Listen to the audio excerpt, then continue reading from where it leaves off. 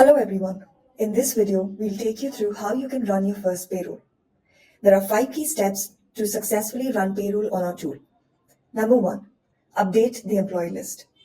On the People tab, ensure that you have an updated list of all employees.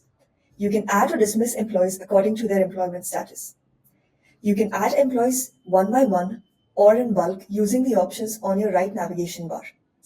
You can also choose to invite them via email to set up their own accounts. To dismiss an employee, click on their profile, scroll down, and click on Delete Employee. Step 2. Check for employee missing information. Under Reports, you will find a report called Missing Information. You would be able to track if any employee has critical information like bank account, PAN, missing before payroll.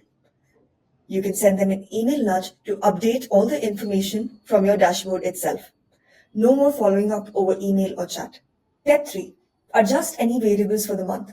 Variables can either be an addition to the salary or a deduction based on LOP or a recovery. You can update additions or deductions by clicking the Edit button against the employee's name under the Run Payroll section. You may add bonus or incentive under the Addition section or LOP under Deduction. Please note that in case your team is using X Payroll Attendance module, you must approve all loss of pay.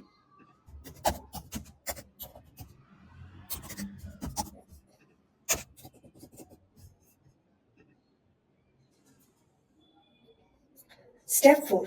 Verify salaries being calculated. You may take a look at the salary registers under Report to do a cross-verification of employee salary.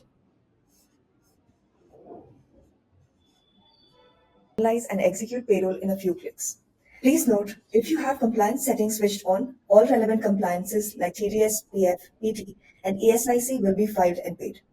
You will find all the challans under the Report section.